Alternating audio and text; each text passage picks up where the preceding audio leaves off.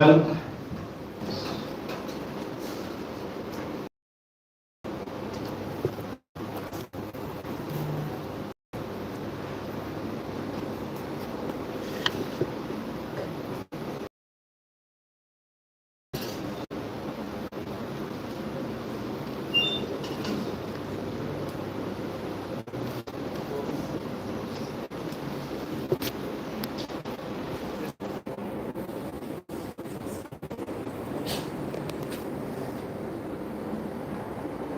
okay, so are you ready? Okay, let's go on an interesting journey. I have 3 sessions. I have roughly planned to go this way. First, being a filmmaker, I wanted to make an establishing shot of situating us in this context of this era as human beings, as a church, and as a society, of where we are and how we got here, first of all. And so this first session is going to be setting the context for our rest of our explorations. So let's get going with this little intro video about the most transformational times that we are living in.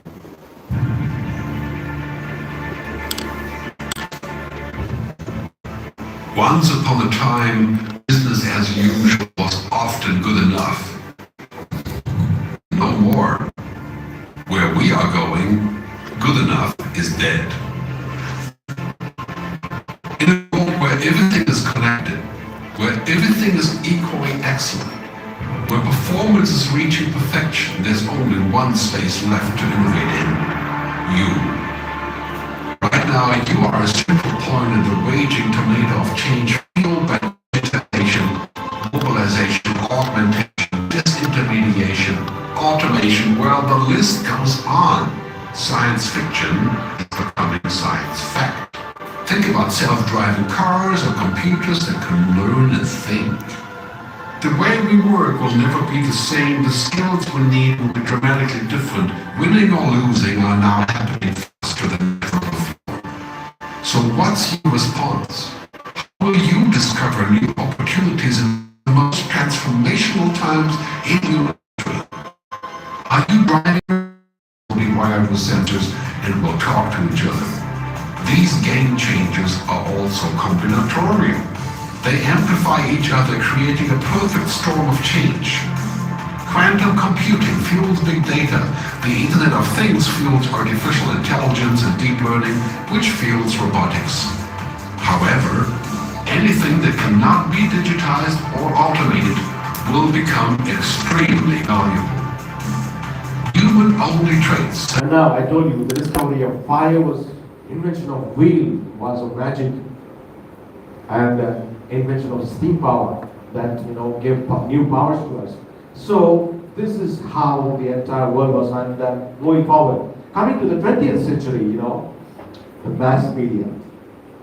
Why? How it became possible? Well, it became popular slowly. Of course, in the government and military circles.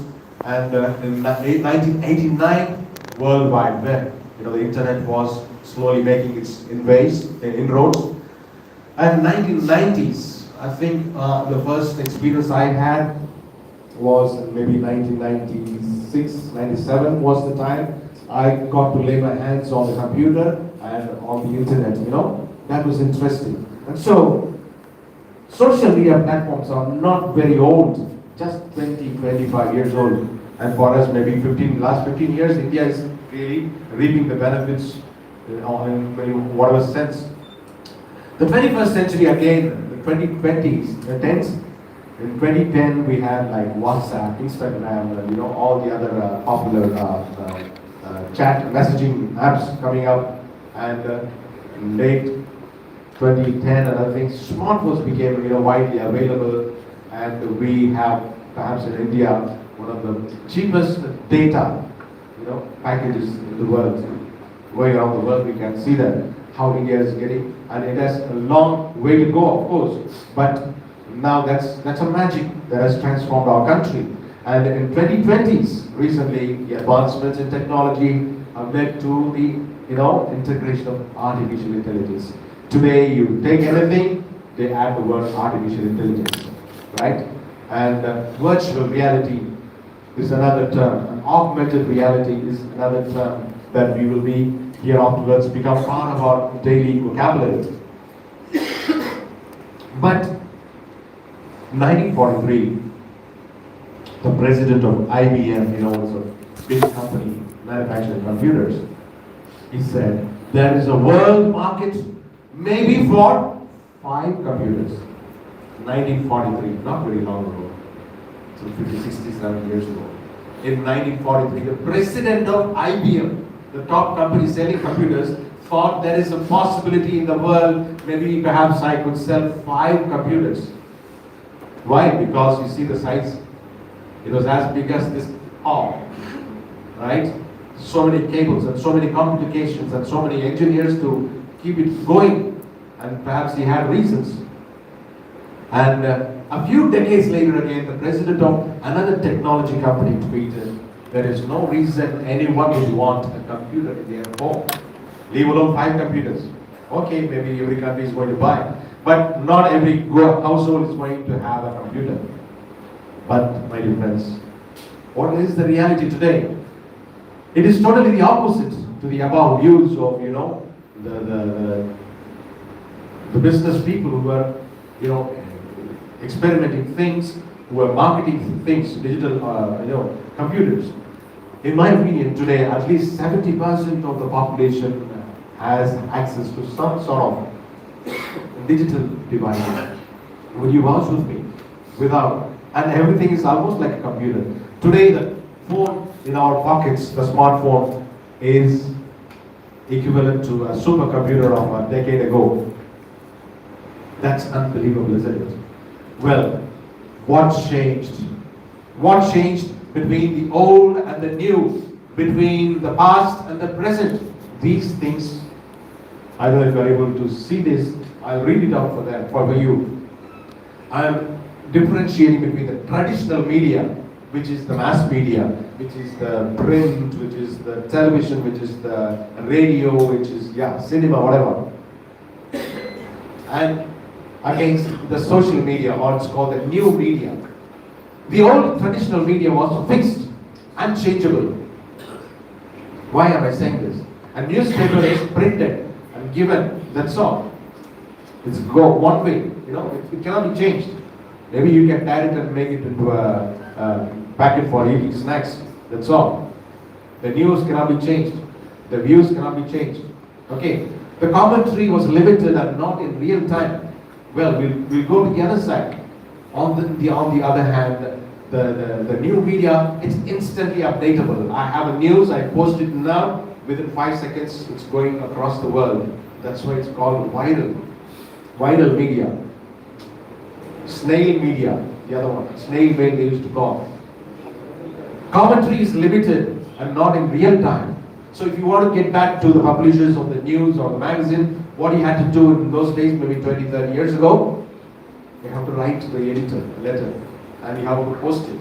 and it has to be taken to by the postman, and it will be delivered, and then they have to see, they have to typeset, they have to publish it, and then they have to give it. It is a big cycle of things taking place, which would take at least a week or 2 weeks for it to get around in circles.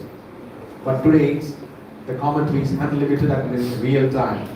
That's why we say, subscribe, comment, like. Limited, time delayed bestseller list. Traditional media was limited, as I told you. Here it is instant. We know how many views have gone within the last 5 days or 3 hours. Archives poorly accessible. The old media, it's very difficult to find the archive. Let's say I'm doing a little research on a news article from 1975. I wanted to pick out a month from the month of November. Maybe on 10th, some specific event or an accident or a murder took place. I want to do a research about it. What did I do? Some 30, 40 years ago, I had to go to a library which houses all these archives. I would go and request the librarian, can I have a look at this section, this newspaper, and he would guide you, or perhaps you would try to go and find it. But if you are going around and looking at the racks there, you find 1960, 70, and you're going to a specific month and you're trying to pick out November 10th newspaper, but some stupid fellow misplaced it somewhere. Maybe the same rack, but you have to pull down everything, right? Its archives are poorly accessible. Here, just go November 10th, 1975. You're able to get it digital. It's instant. Limited media mix. In the olden days, the media was either text or maybe image, and today it's called multimedia for a reason. And committee of publishers, publish there in the traditional media. There's a committee. They held the power. That's why they were called media magnets. They decided the headlines. They decided, from which perspective the world has to read the news. They decided which world wars have to be fought. Who was on the right and who was on the wrong. So, committee was holding the power. Today, individual publishers, you and I have the power. And that's why governments are afraid. They wanted to throttle the social media. Of course, there are good and bad people. There are people peddling fake news, create stories, they create agendas. All these are taking place. But we are today called prosumers. We are producers as well as consumers. So, on the other hand, traditional media on one side is finite.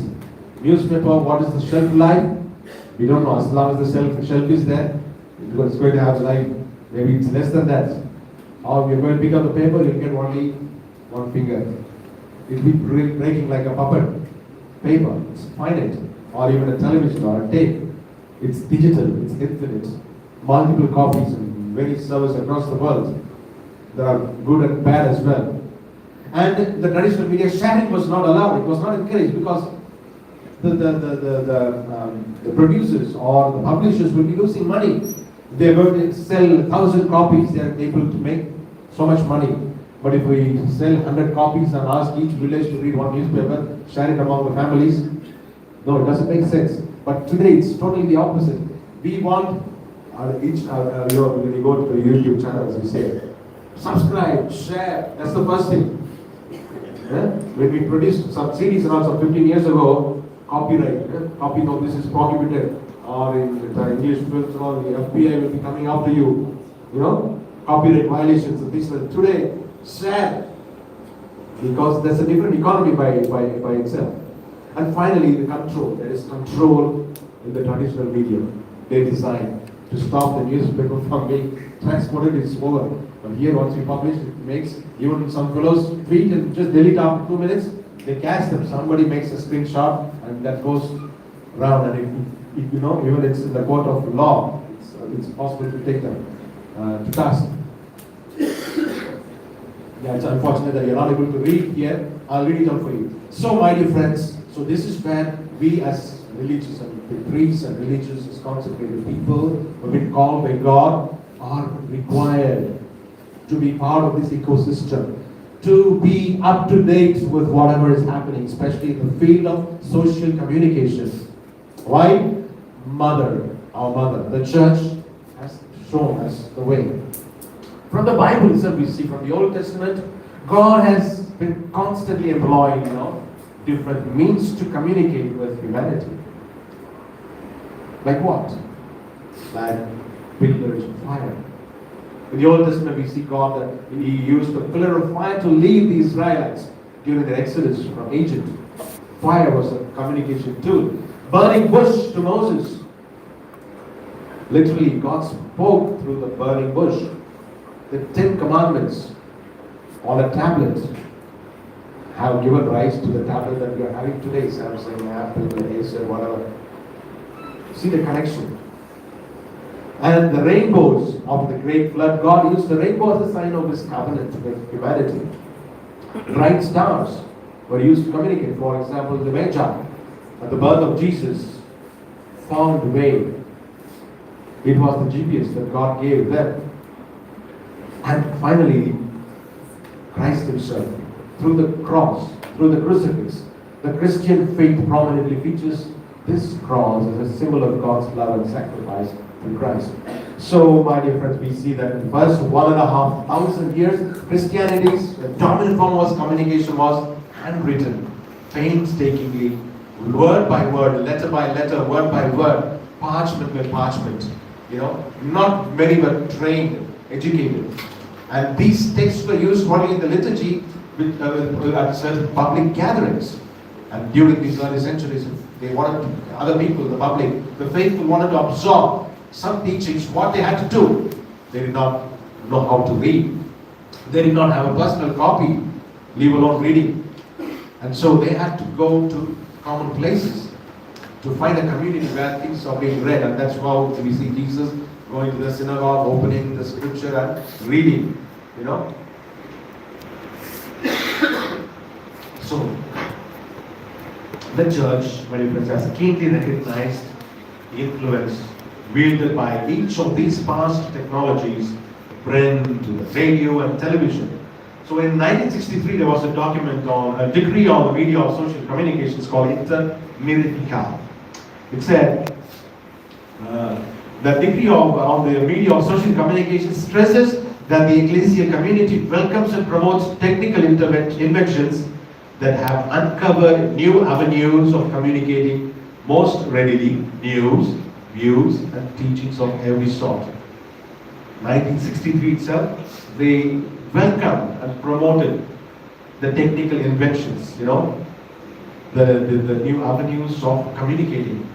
So that's something positive.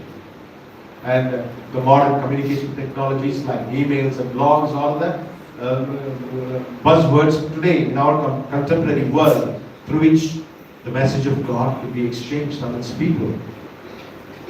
And we saw in the 15th century the invention of the movable type printing press. It changed the entire pattern of communication. From writing, it went into the printing. And of course, I don't know how many of us you have had opportunity to visit a typesetting press in all the earlier days, where you need to pick out each word each alphabet by alphabet. They had to do the typesetting. Have you visited some of the presses? No. How many of you have seen them? Yeah, only a few of you.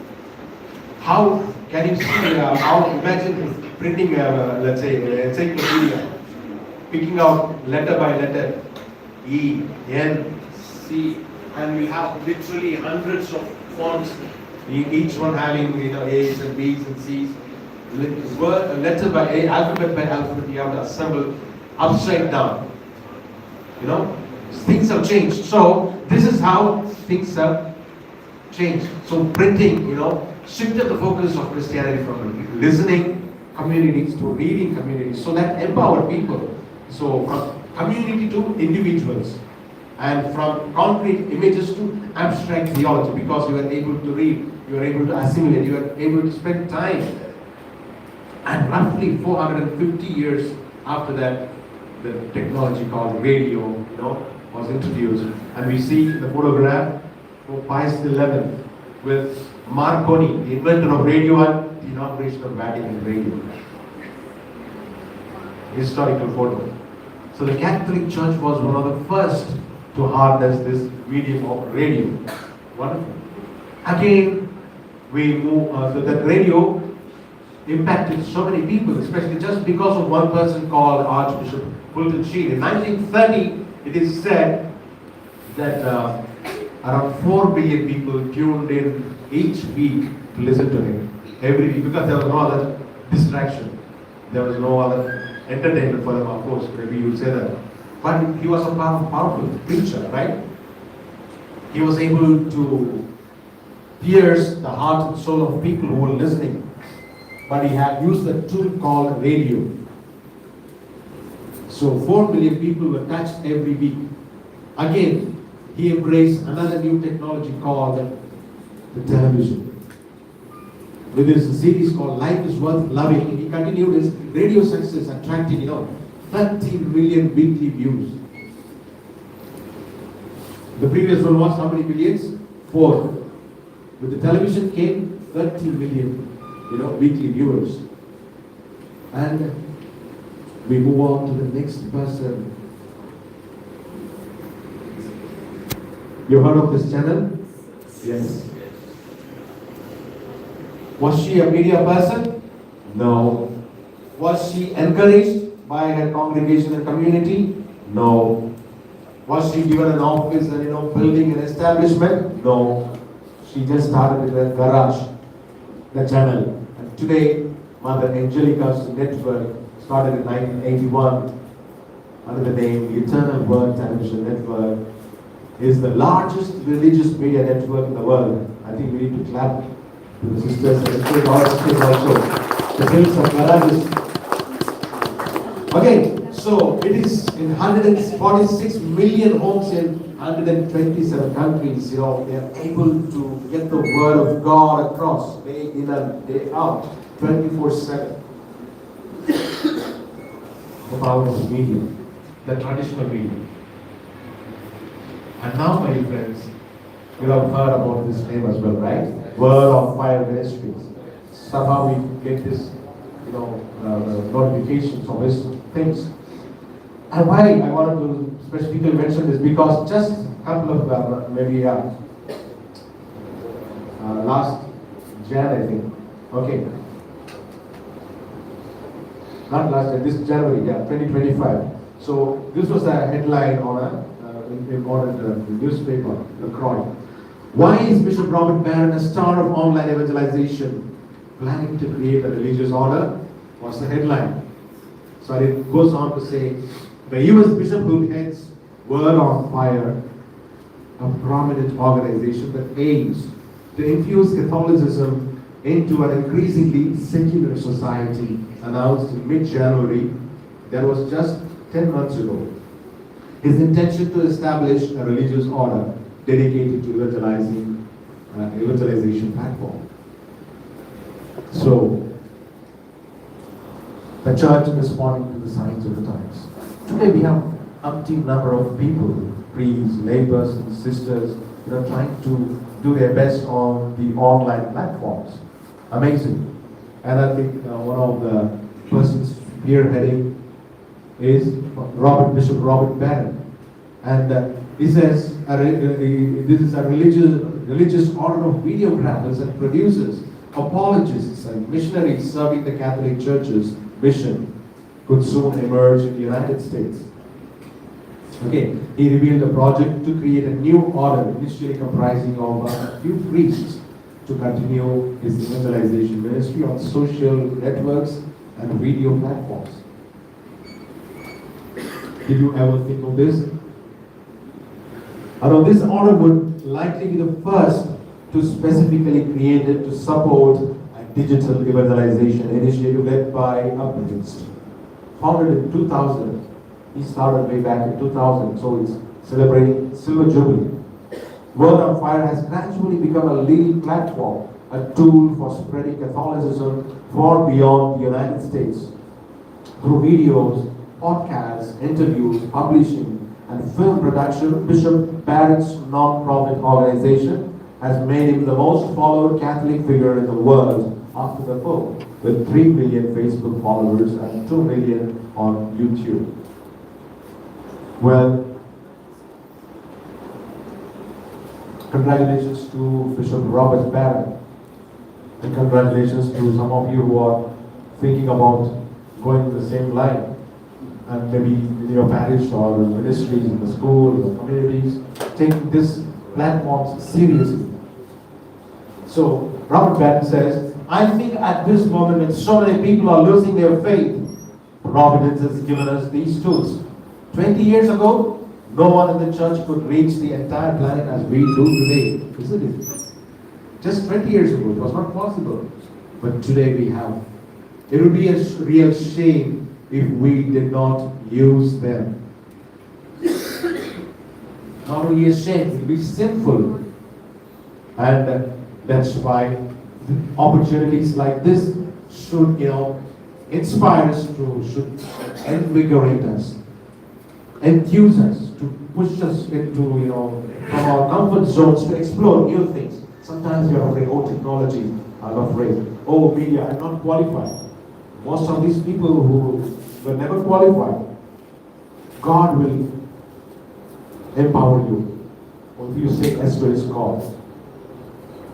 So, digital continent is a new word. We know more continents, but digital continent is the latest. It's a new habitat for Christians too. We are not living in a bubble. Digital continent is part of everybody's ecosystem now. And placing the church at the crossroads of human advancement and evolutionary history. So we need to embrace, we need to become part of the citizens, we must become citizens of this digital continent, isn't it? We are, whether we like it or not, we are part of this digital continent.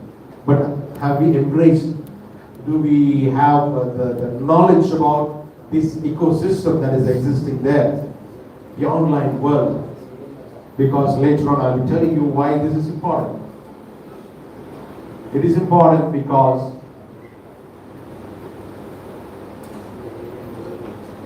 that's what is happening now. I see, you're seeing a graph here. Okay, so there we have China, India, and United States. The blue bar represents the number of users in millions. I mean, these are the top 3 internet users according to 2025 statistics. So it's natural that China is topping. So this we see here, China leads with approximately 1.11 billion internet users. Okay, you see the population, total population, as I said, is the red one. So you see the gap, number of users and the total population. And this is the penetration of internet. So they have a very small gap to bridge. Maybe they'll bridge in the next 5 to 10 years. That gap will be bridged. So 1.1 billion internet users, followed by India. But India is a big number 2. So we have India with 806 million. Okay, we have internet users of 806 million internet users. And the United States is the third one with 332 million. But you see, the internet penetration is 100% there. Internet penetration, and it's the number of users and the population is also almost bridged. So the US achieves the highest internet penetration rate among the 3 at 95.68%. So they have just another 5% to cover. Whereas India is a prospective country. So that's why all technology companies like Google or Microsoft or Meta, everybody is investing in India. You see? Because it's the hotspot for the future. It is not saturated yet. It's a fertile ground for them to invest, either in technology by selling internet or the computers or the services, all these things. India is a hotbed with the number of people, with a growing economy and things like that. And this is another little research was done about the top social media platforms in India in 2025. What do you think from there, from behind, you think will be the top most used app in India? WhatsApp, yes. So WhatsApp is leading with about 500 million users, followed closely by YouTube with 491 million users. And again we have Instagram and Facebook and Snapchat. How many of you are using Snapchat here? Anybody? Not bad. 4 5 of them. How many of you are on Instagram? Sisters, what happened? You got a lot of phones on it, no WhatsApp, no social media. I'm sure all of us are watching YouTube, no? All of you are on YouTube, it's okay there.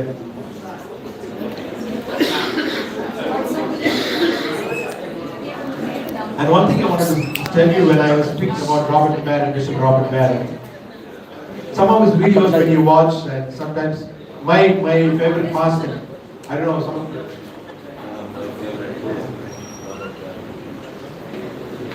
So, Bishop Robert Barron, and of course you can see, my favorite pastime, I don't know, so most of you also will be on my list, is going through social media and reading comments, right? Sometimes you go straight to the comments, leaving out what is happening there. Because you get so much of insights, I like to see how the society is thinking, how people are, throwing mud at each other or supporting, all this right wing, left wing, and the center. So much of things are happening, and how many are, paid, commenters there. But why I want to pull out this thing is like Mr. Robert Barron's video. Sometimes I saw people, they'll say, I never wanted to come and visit your video. First of all, I'm a Protestant, but after watching your video, I want to become a Catholic. Have you read comments like this? Yes. You opened my eyes. So far, I was living in another world. I was one-sided. I love the history of the church. I love the heritage of the faith that has been passed down to us through the popes, through the saints, and other things. See, one video, millions of views. It's better than television. It's better than a book. It's not going to be lost. And maybe somebody got inspired, as it is inspiring me. A Catholic priest, somebody saying that it touched someone personally. Even sometimes when I post my songs, they will come and some Hindus and Muslims, they'll come and say, Mother Mary, I want a child under the songs, I want a good job, I want to get married. It's an evangelization, all the same. You are touching people. God is speaking through those little things that we are trying to do. So, why I wanted to situate you on this day, this morning, this first session is to establish the world, the setting for us. This is what we were, this is where we are, and this is what it is going to be in the future, near future. The future is now, the first video said. I like a very, this, wherever I go, somehow I find it, somehow it, leaks out of my mouth, this quotation that I came across some decades ago. If you have come across certainly, if you want to stay where you are, you have to keep running. How profound it is, right? Especially with technology. Especially for us, who are interacting with the society day in and day out with different kinds of groups, different age groups, different, social backgrounds. If you want to stay where you are, you have to keep running. And that's why we are sitting here. This is understatement. If you want to stay where you are, you have to keep running. That's why we are sitting here. Interesting, no? All juxtaposing, contradicting, but throwing out a very powerful message this morning. So, my dear friends, if you want to stay where you are, we are not here to stay. We have to overtake the others, isn't it? We can't even be where we are. So, if we are to outrun the others, we have to be there. We have to be on the first bus. We cannot afford to miss the bus. So we need to equip ourselves with talents and skills and knowledge. Not that we have to be good at everything. At least the bare minimum, be knowledgeable. Don't let those who are around you take you for a ride. All of us may not be doctors and scientists, but at least these terms belong to this segment, and this is what is happening. Well, that's why we are given Saint Carlos Acutis Valley Church, the youngest and latest saint canonized on the 7th of September, October. Yeah. Church has acknowledged that this is the need of the hour. The young people have to be addressed. Young people have to be addressed. And we cannot say that they are irresponsible and they are always on the phones and video games. No, they pulled out Carlos Acutis, who was using the same technology to spread about the Eucharistic devotion on the internet by creating a platform, a website, and things like that. And that brings us to the citizens of this world. Carlos Acutis is one among these groups. There are predominantly three groups of digital citizens. To which one do we belong? This is a projection of the generations, So we have in the 1925 to 1945 was the builders. They were the ones who were laying the countries and roads and railways and all things.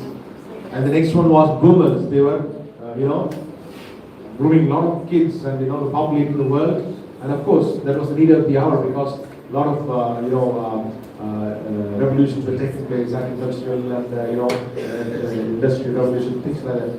Then we have the Gen X, 1965 to 79, Gen Y from 1980 to 1994, and the Gen Z. Okay, Gen Z, 1995 to 2009. Is there anything to do with Nepal and some of this? What was the revolution, the headlines that were going on there? Who was behind? Gen Z. Okay, so they were not really satisfied with the way things were happening in their country. They wanted to take things in their hand and they wanted a revolution. And the Gen Alpha is what we just concluded their season actually. It was from 2010 to those who were born between 2010 and 24 are called Gen Alpha. And from the midnight of 2025 we have Gen Beta. That guy has no teeth here. Yeah. Just a couple of months old. Gen Beta. Already we have had enough with Gen Alpha. We don't know how to deal with them. So you see the population ratios of being projected there. The green one shows the current projection, current population, and the percentage of population in 2035. So that's where our mission field is going to be. The global, which population is going to dominate. You see, in 2035, this projection is for 2035. So we will still have a good sizable number of, Gen Z, Gen X, Gen Y, and Gen Z. But the other half percent will be by Gen Alpha and Gen Beta. Which means, go to the next slide. So, the digital natives is one term given to people who have grown up in that, information age. It was only coined in 2001 by Mark Prensky. So, what makes them unique is that they can consume digital information quickly and comfortably. It's like drinking water for them. They can handle any gadgets, devices, they can crack your password just with one look, And for them, technology is an essential part of their lives because they were born into that information age. So digital natives is often, it includes millennials, those who are born in this millennium, or Gen Z, Gen Alpha, and latest is Gen Beta. We have heard of the term called teenagers. And these we can also call them screenagers. They are always on their screens. Screenagers, yeah. And then we have another important group of digital immigrants. Today we have a problem in every country about migrants, no? So we are all part of this, I guess. They are people raised before the digital age, most of us. They did not, sorry, I'm not including you, myself. They did not grow up in the age of computers and internet. They were born before these things were born. Okay, but they had to walk into it, right? Literally, they were walking into it. So generally, people belonging to the Gen X and boomers, and those born prior to the digital natives are considered as digital immigrants. So that's who they are. And another problematic group is digital refugees. Some of them are very active actually. Some of WhatsApp groups in our province. Some old people only are constantly online, tweeting and commenting. By mistake also they send some audio messages, they'll be doing something. That's okay. So they are a subset of digital immigrants. They're part of the forefathers of digital immigrants, the digital refugees, whose jobs and livelihoods and lives have been disrupted. They were living a peaceful life in the Garden of Eden, with a regular life, a rhythm, but suddenly they had to acquire a new skill. It was a challenge for them. At the most they were used to a typewriter. Then came electronic typewriter. Then came, the black and white, the matrix, dot matrix printer, and black and white, DOS operating system. They were finding it difficult to catch up with this. So everything disrupted their lives, advancement of information technology, automation, artificial intelligence is the latest narrative. So, my dear friends, reaching the youth today, we are all youth workers. Whether we like it or not, we are dealing with them day in and day out. The most effective way of reaching young adults has now become Instagram or WhatsApp. The traditional putting notice board and asking them to go and look at it. They'll say you go and look at it. And pulpit announcements. First of all, they have to come to the church for you to announce and for them to listen. Okay, so especially when most young people aren't coming to the mass, that's a problem. Of course, in India it's a little different. It's going that way. In Europe, it's all old people's, clubhouse, going to church until they want to go and meet some of their friends. So, young adults rarely use email today. In fact, most believe that it's outdated. Instagram, Facebook, WhatsApp, Snapchat are the new norm. So, the millennials are less likely to commit to long-term religious formation. You know how tough it is to make them sit in a classroom and teach them something? Why? Because the way they consume information, the way they are entertained is totally different from a decade ago. They have no patience. We're not blaming them, but that's their world. That's how they are made. That is their new operating system. So we must therefore be innovative in how we catechize them. After we have them in our doors, on our doors, in our campus. Bringing them itself is a big achievement. But are we able to retain them, retain their interests, inspire them, keep them coming to us, coming back to us? Have we as a diocese or as a parish or as a congregation thought of, providing catechism online, or through blogs and podcasts, and some of things are happening unorganized way. because it involves personnel, it involves certain extent of skill, certain amount of research, because it's not a cooking video. You cannot just grab a chicken and put something and make some video. It's about doctrines, it's about the teachings of the church, it's about Bible, it's about faith and morality and ethics. So we have to be really cautious, because once it goes out, it can backfire on us. So, what are the other ways that require no commitment? Or have we provided them things that can be accessed at their own place for their learning? I am afraid it's not the case. Where many Protestant groups have invested so much. In fact, if you go to the AI and try to get some information, a lot of stuff, especially in regional languages you try, or the other denominational things only come, the vocabulary they use, because that's what is online. What is AI? AI is what we have given them.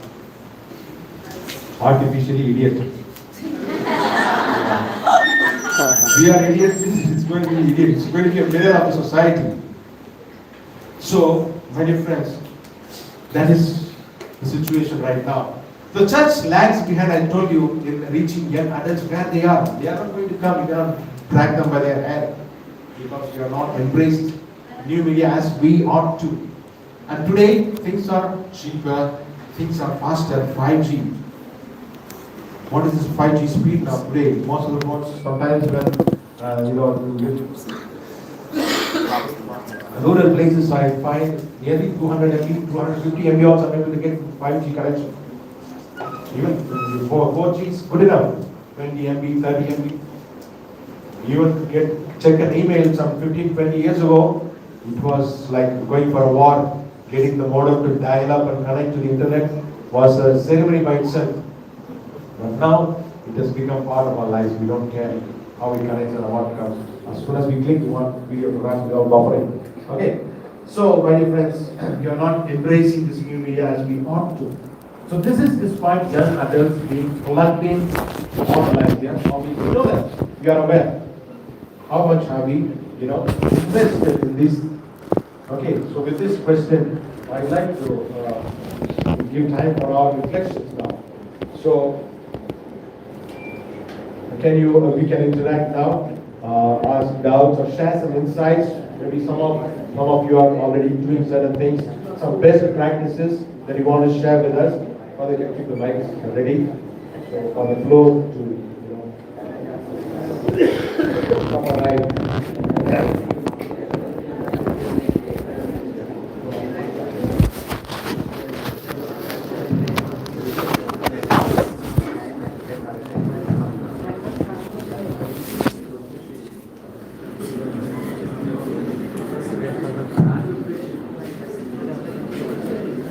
Are there any practical tips for us as a congregation, as a community sitting here to take home?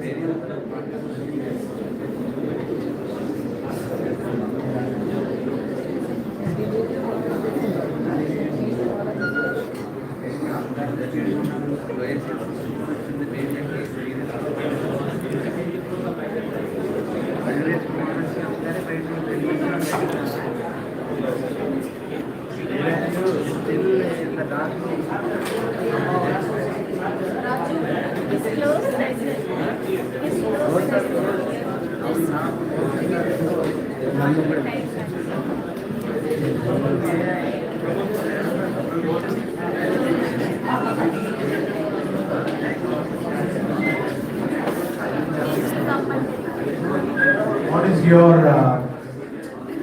take on Catholics